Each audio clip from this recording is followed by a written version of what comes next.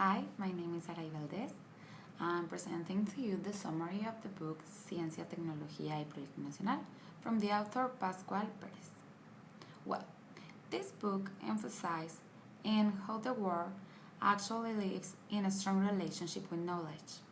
It implies that the need of the government, the countries, and the nations to generate the knowledge, and it tells us that we should direct the efforts and resources of every government and state to the development of science and technology in order to the growth of the nation.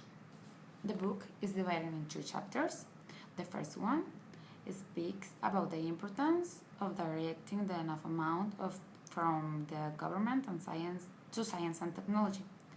This is to get just like a little background. The second one speaks about how some countries have put the science and technology in their policies and how these have worked very successful. Then the third one speaks about how Mexico have a role in science and technology, what we're missing, and what we need to do. Well, to get started, Chapter 1, Science and Technology, it speaks about how we need to apply the freedom and equity and democracy in the governments, but also so many countries are missing the use of science and technology in their national projects. This will help them to get or generate knowledge in their country. We have a lot of resources, we have a lot of people, and we need to apply them in order to get science and technology to generate knowledge. In Mexico, it was until 1999 that the CONACYT implied some measures for the government to destinate some resources to the R&D department that will be research and investigation. And this is to Mexico to get a lot of information and technical data and amplify all the knowledge they have.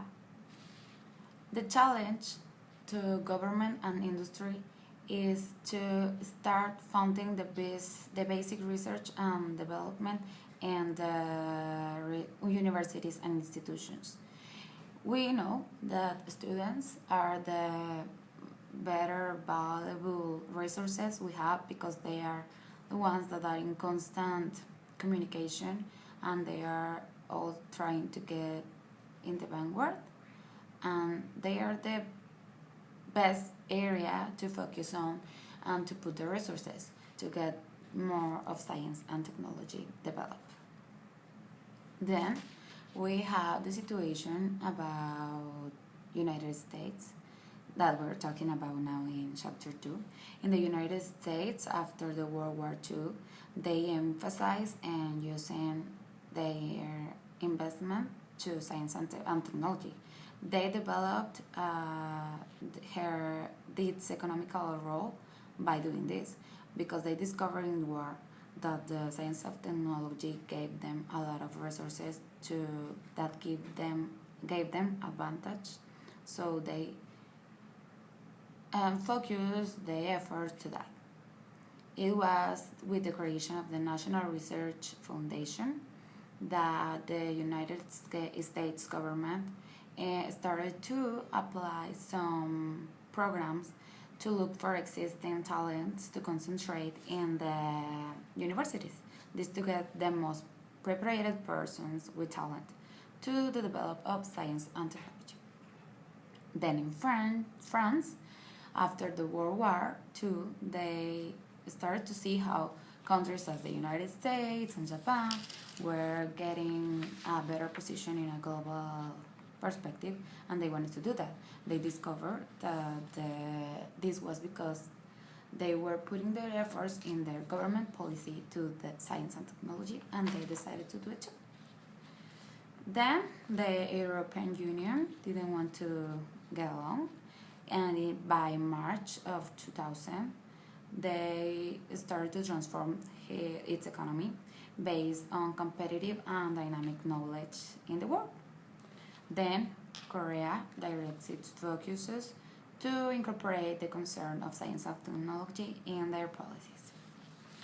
Then we have the situation in Mexico by chapter 3. Well, this is a lot to concern to us because Mexico is a very good country that have three areas in specific that we're going to talk about that we need to improve. The first one, the author analyzes three areas. The first one is the dimension of um, research and development.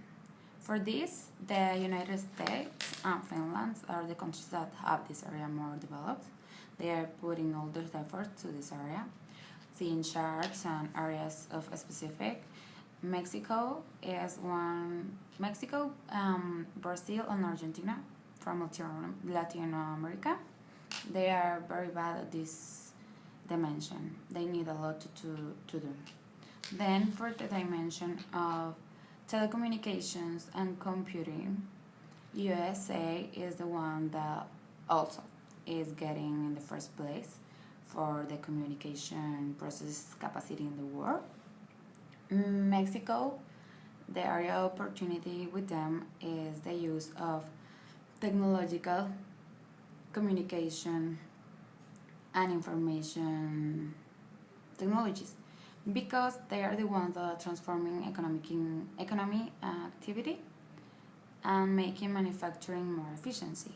This why because by the use of these communication and information technologies it's easier to transfer the information to other users and for us to get the world to know what we're doing. Mexico have a very low range of patents and scientific studies and papers. We are below the average, so that's why we have a lot to do. The third dimension that I believe it was the most important is the education. We are not in a very good place. We are again below the average. Most of Latin American countries are as bad as us, but we have a United States next to us. So we need to put our efforts in this. And education is the best way. Why? Because we are going to emphasize in our most better resources that are students, professors. That's the way to get patents, to get scientific studies, develop new technologies, and this is by that. But all of this has to be implemented by the government. The government needs to apply a national project that includes the science and technology as the first pillars of that, emphasizing in his central role. Then we need to always keep in mind that the generation of knowledge is the way that we can lead to global hegemony. The government is responsible for this, and we need to keep updated. That's why keep updated with the technology and scientific advances, and this will have to get improved in universities by communication and interaction with other countries and nations in order to us try to be the pair with them. Mexico lacks. It has a lot of points to get better, but the strategies are clear.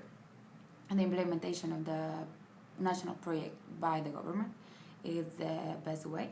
Always trying to keep in mind, as I mentioned, the science and technology as in its central role, and we're putting all the efforts and resources in the investigation and research and development of technology area.